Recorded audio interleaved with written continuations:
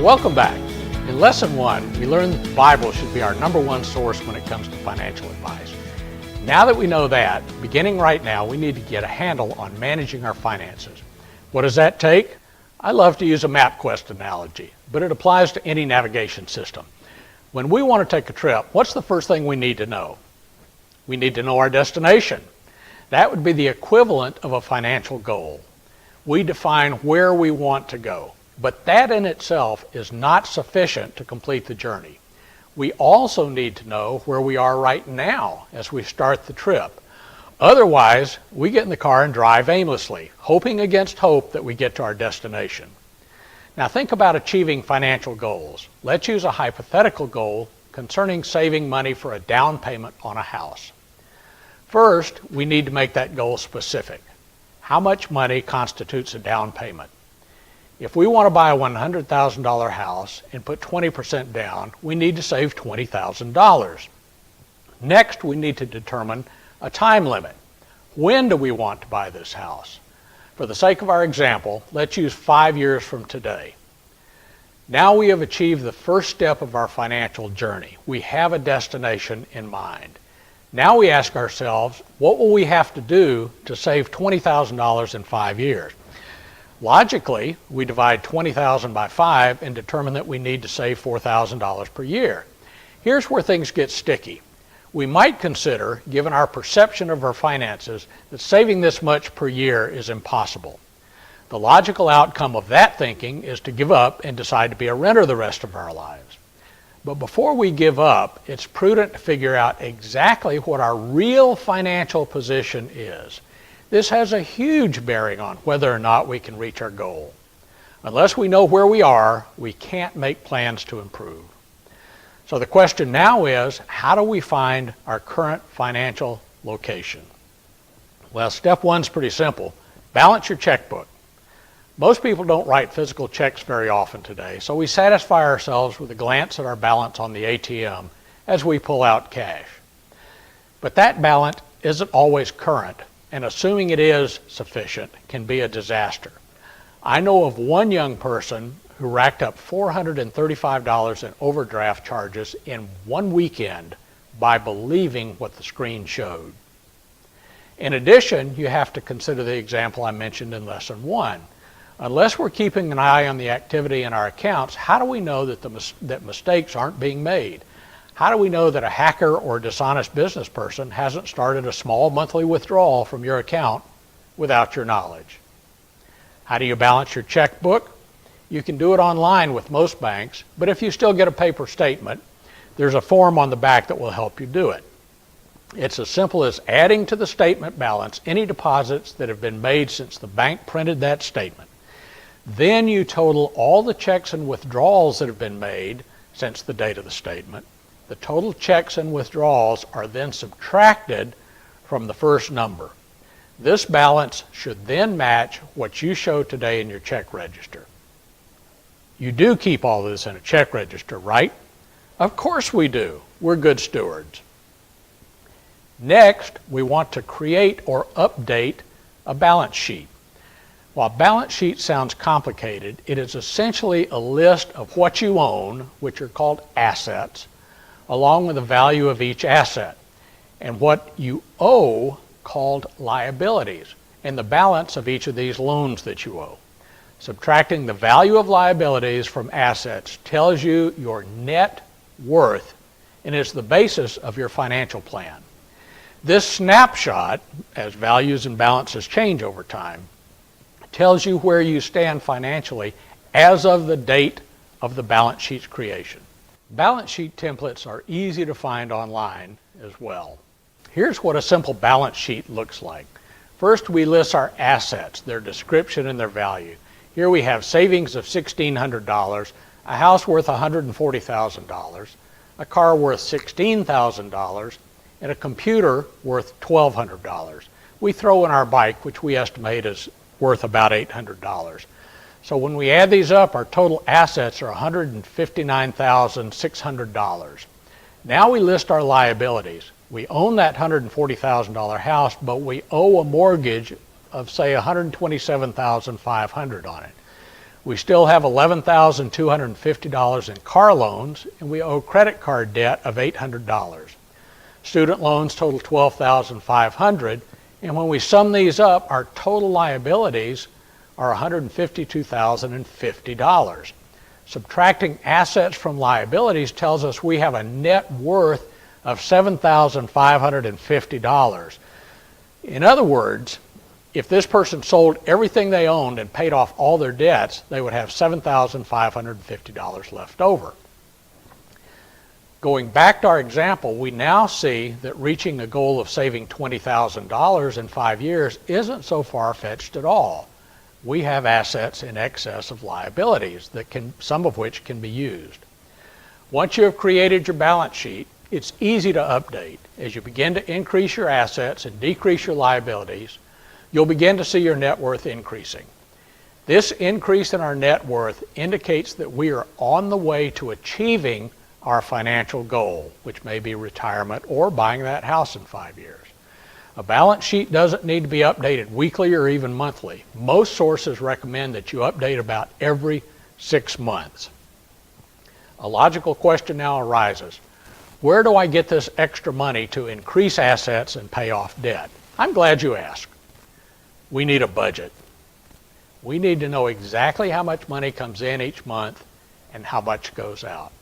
That may seem like a no-brainer. In many cases, people simply say, well, I run out of month before I run out of money, or I run out of money before I run out of month, or I barely break even. Some report a surplus. But we want to reach financial goals in an orderly and efficient way. We need to know exactly what we are spending and why.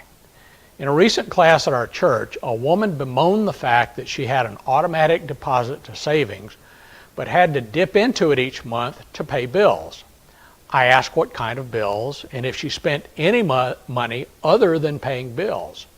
She wasn't sure. So here's what I told her, and I tell you. Begin to track what you are spending. Go through all your past credit card bills, your checkbook, any receipts lying around, and any other resources you can use to find out where your money is really going.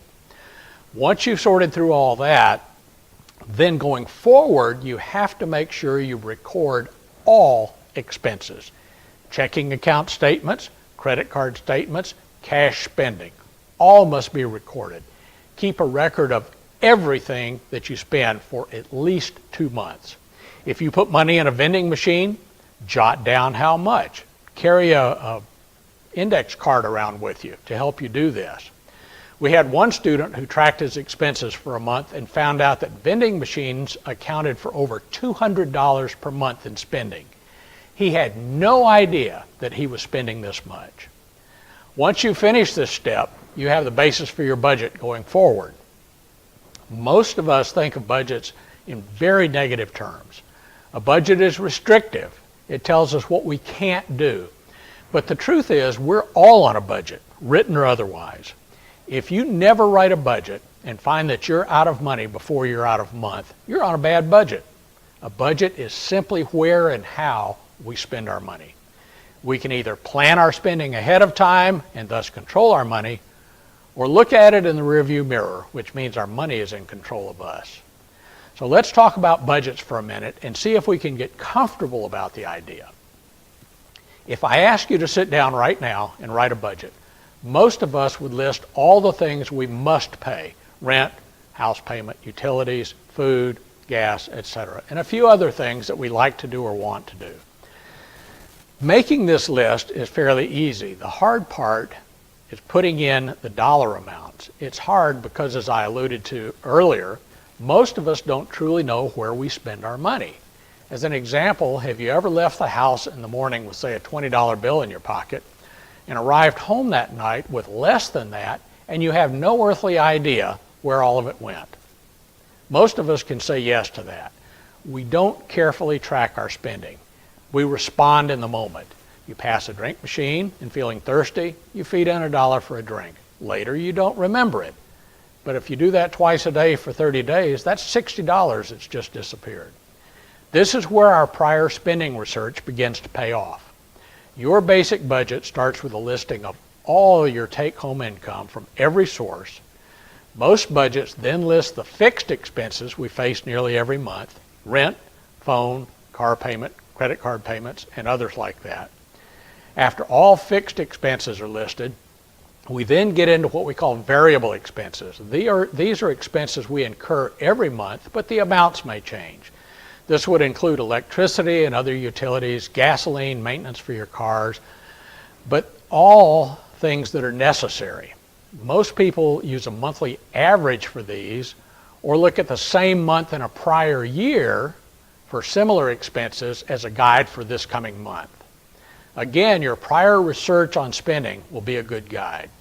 We also must account for expenses that occur infrequently, like car insurance. Most car insurance premiums come due every 6 months, semi-annually or maybe annually. So it's wise to include a line for items such as these in our monthly budget. We may not pay it monthly, but the balance builds up, and as the money stays in our checking account, the full 6 months should be there when the need arises. This is only one suggestion. Expenses like these can be handled in many other ways as well. Last, but maybe not least, are the things we like to spend money on. These are usually lifestyle expenses like entertainment and hobbies. Once you have all your categories and amounts in place, it's time to do the math. Add all your income, then add all your expenses, subtract your total expenses from your total income. If you see more income than expenses, congratulations, you're on your way to financial health. If you have more expenses than income, then you're a typical American. You're living beyond your means and are probably using loans and credit cards to finance your expenditures. Your next step then is to trim enough to make expenses less than income. This is usually not fun, but I caution you not to do it haphazardly. The budget you have written tells you something about you.